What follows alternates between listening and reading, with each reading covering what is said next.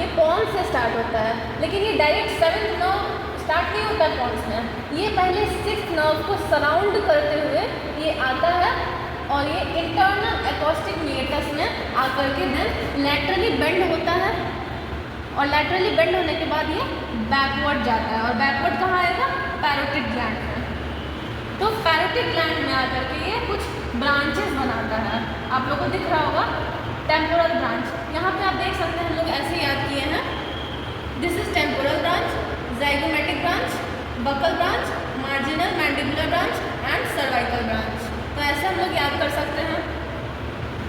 तो ये जो है ये पांचों मसल्स जो है ये मसल्स ऑफ फेशियल एक्सप्रेशन है, except the levator palpebral superiorus muscle which is the branch of third nerve, क्योंकि वो oculomotor nerve का फंक्शन करने में हेल्प करता है, which is not a branch of facial nerve.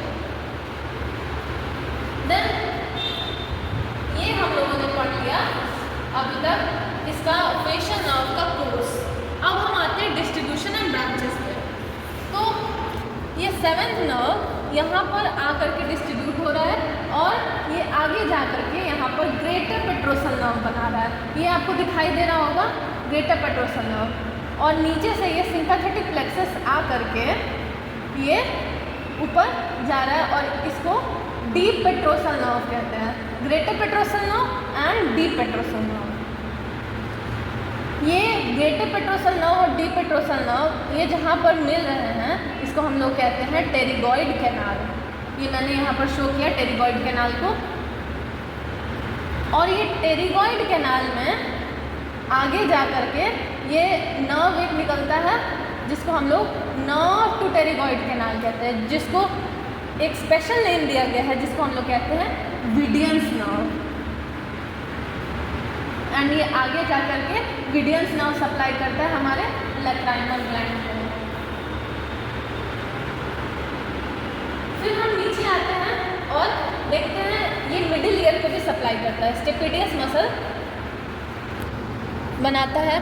Then ये आगे जाएगा और कॉर्डा टिम्पेनाई ब्रांच बनाएगा, और ये कॉर्डा टिम्पेनाई ब्रांच आगे जा कर के टंग को सप्लाई करता है, एंटीरियर 2/3 ऑफ टंग को ये कॉर्डा टिम्पेनाई ब्रांच सप्लाई करता है, और ये सब मैंडिबुलर एंड सबलिंगुअल ग्लैंड को भी सप्लाई करता है। फिर ये फेशियल नर्व का जो ब्रांच है, फेशियल नर्व नीचे आएगा और ये स्टाइलोमास्टोइड फोरामेन के थ्रू ये ब्रांचेस बनाता है। तो मैंने आपको अभी तक फेशियल नर्व का origin, course, distribution and branches बता दिया। Let's come to the UMN and element type of lesion. UMN lesion में क्या होगा? कॉन्ट्रालेटरल फेशियल पैरालिसिस होगा, और हमारा lower half of the face, this is lower half of the face, ये हमारा पैरालाइज्ड हो जाएगा, लेकिन upper half of the face में कुछ भी नहीं होगा, ये स्पेयर्ड रहेगा। क्यों?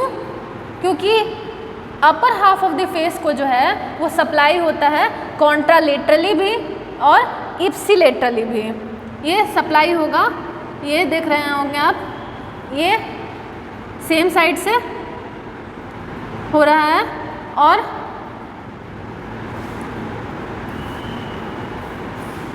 अपोजिट साइड से भी हो रहा है।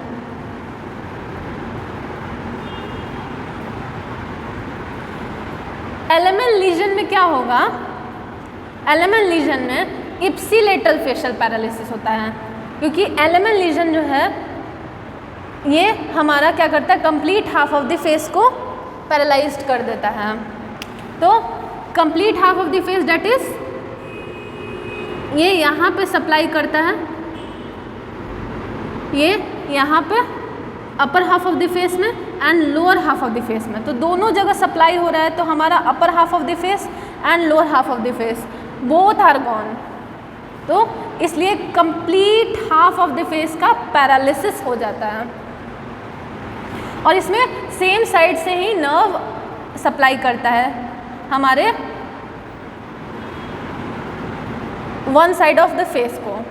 अब हम लोग यूएमएन एंड एलेमन फेशियल पैरालिसिस में क्या होता है ये हम लोग देखने जा रहे हैं। तो यूएमएन फेशियल पैरालिसिस में क्या होता है, ऑब्लिट्रेशन हो जाता है नेज़ोलेबियल फोल्ड्स का। नेज़ोलेबियल फोल्ड्स जो होता है उसका ऑब्लिट्रेशन, थोड़ा सा टेढ़ा हो जाएगा ऐसे। Drooping of the angle of the mouth, mouth का जो एंगल है वो टेढ़ा हो जाएगा और सलाइवा इसमें से नीचे आने लगेगा। Accumulation of food behind the cheek, जो हमारा चीक है वहाँ पे उसके नीचे फूड का अक्यूमुलेशन, जब भी कुछ खाएगा तो अक्यूमुलेशन यहाँ पर हो जाएगा। Inability to blow the cheek, जैसे वो बलून नहीं फुला पाएगा। Inability to show the teeth properly, teeth को भी वो प्रॉपरली शो नहीं कर पाएगा, वो क्या होगा, इस तरीके से हो जाएगा।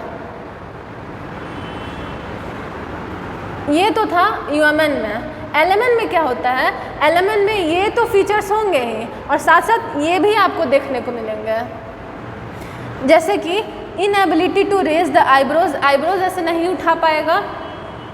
जैसे हम लोग का रिंकल्स बनते हैं फोरहेड पे, तो उसको बनाने में दिक्कत होगी, वो नहीं बना पाएगा इस तरीके से। इनएबिलिटी टू क्लोज द आई, आँख बंद नहीं कर पाएगा। जब पेशेंट अटेम्प्ट करेगा आई बॉल को क्लोज करना चाहेगा तो वो क्लोज नहीं कर पाएगा पूरा, और इसको हम लोग क्या कहते हैं, बेल्स फेनोमेनन। और ये all 7 criteria is present in Bell's palsy। तो बेल्स पाल्सी में क्या होता है, बेल्स पाल्सी में complete half of the face paralysed हो जाता है। और हमारा फेशियल पैरालिसिस में क्या होता है, मतलब lower half of the face जो है वो पैरालाइज्ड हो जाता है। जो फेशियल पाल्सी में आता है, वैसे तो ये इडियोपैथिक है, लेकिन इसके कॉजेज़ में हम डायबिटीज़ कह सकते हैं, SLE, कोई वायरल इन्फेक्शन, हर्पीज ज़ोस्टर का, या फिर कोई भी infection, RTA road traffic accident, multiple sclerosis, tumour of parotid gland and sarcoidosis. तो ये सब कॉजेज़ हैं, मोस्ट कॉमन कॉज है फेशियल पाल्सी के। पेशेंट हमारे पास आता है तो हम लोग कैसे डायग्नोस करेंगे कि उसको फेशियल पाल्सी है या नहीं, तो उसके लिए हम लोग CT-PNS कराते हैं, NCS कराएंगे फेशियल नर्व का बोथ साइड का। और अगर बेल्स पाल्सी है उसको, that is lower half of the face उसका गॉन है, lower half of the face का अगर पैरालिसिस है तो उसमें हम लोग बेल्स फेनोमेना से भी चेक कर सकते हैं। रूटीन ब्लड टेस्ट तो कराएंगे, CBC, LFT, KFT, thyroid profile, ये सब तो हम लोग कराएंगे।